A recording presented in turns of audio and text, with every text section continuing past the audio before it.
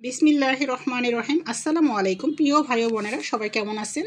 আশা করি সবাই ভালো আছেন। আমি ভালো নেই, তবেও বলতে হয় আলহামদুলিল্লাহ। আপনাদের দুআয় আল্লাহর অশেষ রহমতে ভালো আছি। আমার মনের সাথে মিলিয়ে সাহেব প্রতিদিন কিভাবে বাজার আনে আল্লাহ পাক সেটা ভালো জানেন। আল্লাহর বড় নিয়ামত মনের সাথে মিলিয়ে একটি জীবন সঙ্গী পাওয়া, আর আমি সেটা পেয়েছি আলহামদুলিল্লাহ। আর আমি অল্পতেই সন্তুষ্ট, অল্পতে সন্তুষ্টির মধ্যে বরকত ও রহমত আছে। এই তো আপনাদের ভাইয়া বেগুন নিয়ে আসছে। এই বেগুনগুলো আমার কাছে খুবই ভালো লাগে ভাজা খেতে এবং তরকারি খেতে। এদিকে নিয়ে আসছে চিংড়ি মাছ, তারপর হচ্ছে কার্বো মাছ। চিংড়ি মাছ নিয়ে আসছে মেয়েদের জন্য, আর আমার কার্বো মাছের ডিম খুব পছন্দ, তাই কার্বো মাছ নিয়ে আসছে দুইটা। মাছ তেমন পছন্দ করি না, কিন্তু কার্বো মাছের ডিমটা আর তেলটা আমার কাছে খুবই ভালো লাগে। এদিকে নিয়ে আসছে হচ্ছে পাবদা মাছ। পাবদা মাছগুলো কিন্তু একদম টাটকা। আর নিয়ে আসছে আমার পছন্দের শাক। এগুলো হচ্ছে গ্রামের পাঁচমিশালি শাক। গ্রামে এগুলো রাস্তার আশেপাশে বাড়ির আনাচে কানাচে এই শাকগুলো পাওয়া যায়, আর সেই শাকগুলোকে আমরা শহরের মানুষ টাকা দিয়ে কিনে খাই। আর এগুলো হচ্ছে ছোট আলু। দেখেন একদম যে ছোট আলুগুলো, এই আলুগুলো কিন্তু খোসা সহকারে ভর্তা বানিয়ে খেলে পাটার মধ্যে বেটে অনেক ভালো লাগে। আর একটু বড় সাইজের যে আলুগুলো, এগুলো দিয়ে কিন্তু মুরগির গোস্ত, গরুর গোস্ত, কবুতরের গোস্ত রান্না করলে সেই স্বাদ লাগে। আর এদিকে হচ্ছে টমেটো। আপনাদের ভাইয়া অনেক বেশি বেশি টমেটো আনে, আমার প্রতিদিনই টমেটো লাগে। আর এই টমেটোগুলো আমি দীর্ঘদিন সংগ্রহ করি। টমেটোর গায়ে সরিষার তেল মেখে মুখের দিক দিয়ে নিচে রেখে দিই, উপর করে রেখে দিই, মুখের সাইডটা নিচের দিকে দিয়ে, এরপরে ঝুড়ির মধ্যে ছড়িয়ে খাটের নিচে দীর্ঘদিন রেখে সংগ্রহ করে খাই, ফ্রোজেন করেও রাখি। আর এদিকে শাকগুলোকে দূর্বা বেছে নিয়েছি। আপনাদের ভাইয়া বেছে দিয়েছে, দূর্বা ছিল, দূর্বাগুলো। এখন আমি শাকগুলোকে 4 থেকে 5টি ধোয়া দিব, কারণ ভালো করে ধুইতে হবে। শাকের মধ্যে কিন্তু অনেক জীবাণু, তাই আমাকে ভালো করে শাকটা ধুয়ে নিতে হবে। এই তো শাকগুলো ধোয়া হয়ে গেছে। এখন আমি শাকগুলোকে রান্না বসিয়ে দিব। এক চুলায় বসিয়ে দিয়েছি শাক, অন্য চুলায় বসিয়েছি তরল ডাউল রান্না করব আজ টমেটো দিয়ে।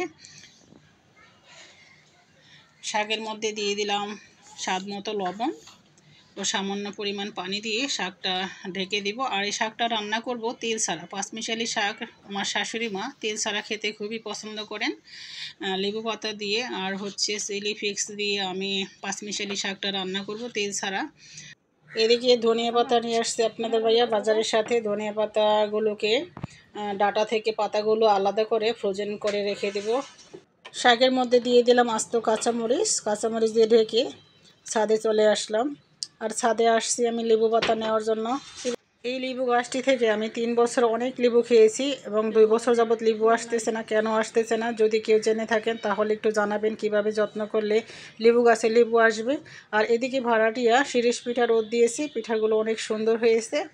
আর এদিকে আমি আমার কাঁচামরিচ গাছ থেকে টাটকা কাঁচামরিচ নিয়েছি শাকের সাথে খাওয়ার জন্য, আর লেবু পাতা নিলাম। এই তো আমি নিচে চলে আসছি, আবারও রান্নার কাজ শুরু করে দিব। এই তো শাকগুলো ঢাকনাটা খুলে একটু নেড়ে চেড়ে দিলাম, আর শাকগুলো একদম ভালো করে সিদ্ধ করে তারপরে হচ্ছে একটি চামচ দিয়ে ভালো করে ভেঙে নিব। 3টা রসুন নিয়েছি আমি, খোসা ছেলে ভালো করে ধুয়ে এখন থেতলে নিব। রসুনগুলোকে থেতলে এরপর দিয়ে দিলাম শাকের মধ্যে। শাকগুলো কিন্তু ভালো করে ভেঙে নিতে হবে, থেতলে ভালো করে ভেঙে নিতে হবে, আর শাকের পানি ভালো করে টানিয়ে নিতে হবে। এদিকে ডাউলের মধ্যে দিয়েছি টমেটো, সামান্য পরিমাণ হলুদের গুঁড়া, এখন দিয়ে দিব আদা রসুন বাটা, আর স্বাদ মতো লবণও দিয়ে দিয়েছি। টমেটো দিয়ে ডাউলটা কিন্তু খুব ভালো লাগে, আর আমার ঘরে প্রতিদিনই ডাউল লাগে, বাচ্চারা ডাউল খুব পছন্দ করে। এদিকে শাক সিদ্ধ হওয়ার পরে থেতলে নিয়েছি চামচ দিয়ে ভালো করে, তারপরে দিয়ে দিলাম লেবু পাতা। লেবু পাতাগুলো ভালো করে ধুয়ে এরপরে শাকের মধ্যে দিয়েছি, এরপরে দিলাম চিলি ফ্লেক্স। পাঁচমিশালি শাক আপনারা কিভাবে রান্না করেন জানি না, আমি এভাবেই রান্না করি। আর এভাবে রান্না করলে খুবই ভালো লাগে খেতে, সবাই একবার হলো ট্রাই করে দেখবেন। শাক রান্নাটা আমার হয়ে গেছে। আশেপাশের 2-1জন মানুষ আছে, তারা ভাবে আমি নাকি সারাদিন শুয়ে বসে খাই। আমার এত কি কাজ, আমার তো বুয়া আছে, বুয়া কাজ করে দিয়ে যায়। আরে ভাই, বুয়া কাজ করে দিয়ে যায় তো 1 ঘন্টা, 1 ঘন্টায় 2-4টা কাজ করে দিয়ে যায়। আর মেয়েদের ঘরে সারাদিন কাজ থাকে, টুকিটাকি অনেক কাজ থাকে। এই ফ্রিজটা ময়লা হয়ে গেছিলো, ফ্রিজটা পরিষ্কার করা হয়েছে। আর এই ফ্রিজটা একদমই আমার হয় না, অনেক পুরনো হয়ে গেছে। ফ্রিজের বয়স হয়েছে প্রায় 21 বছর। ফ্রিজটা নষ্ট হয়ে গেছে। আমার একটি ফ্রিজের দরকার, কিন্তু আমি আমার মনের মতো একটি ফ্রিজ কিনবো বলে সেটা কিনতে পারছি না। ইনশাল্লাহ কখনো না কখনো একদিন কিনবো।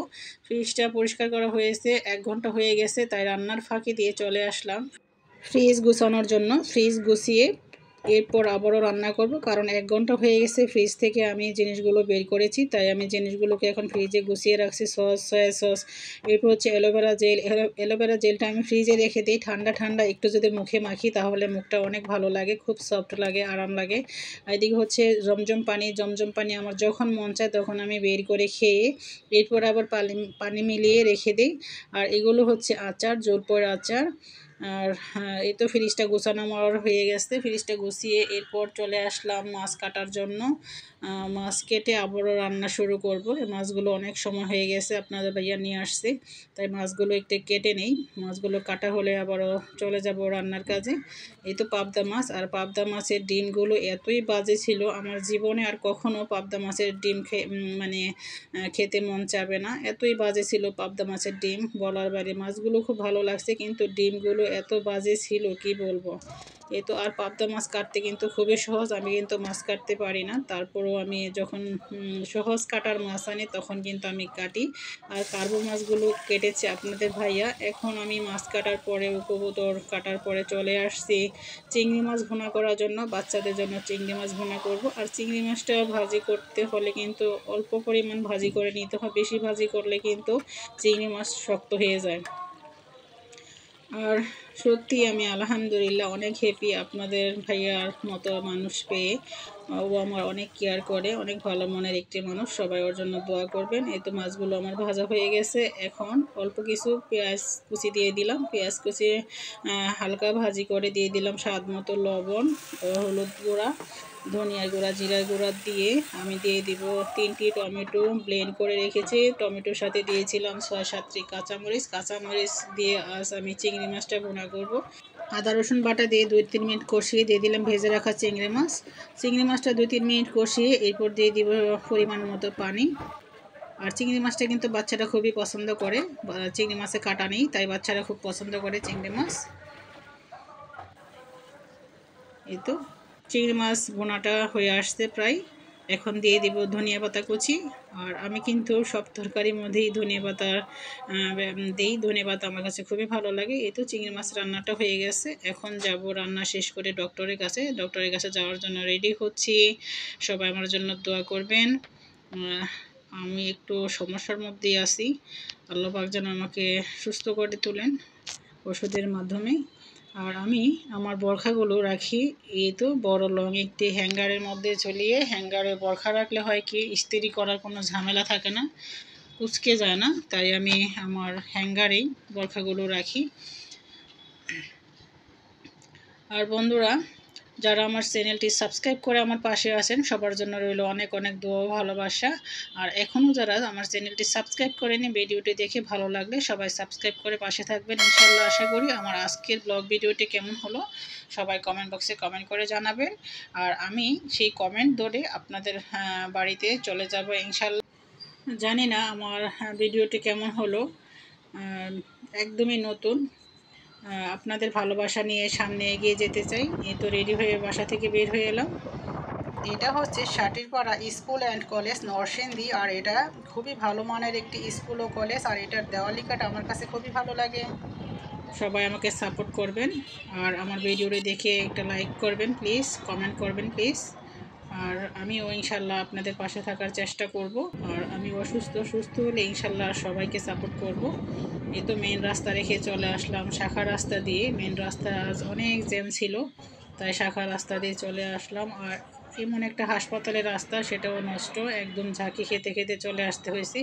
আর হাসপাতালে এসে পড়েছি। হাসপাতালে এসে দেখি অনেক রোগী, বিভিন্ন ধরনের রোগী। সেই তুলনায় আমি মনে করি আলহামদুলিল্লাহ আমি অনেক ভালো আছি, আল্লাহর কাছে লাখ লাখ শুকরিয়া। আর ডক্টর দেখানো হয়েছে, অনেকগুলো পরীক্ষা দিয়েছে, 5-6টি পরীক্ষা দিয়েছে, সবগুলো পরীক্ষা করানো হয়েছে।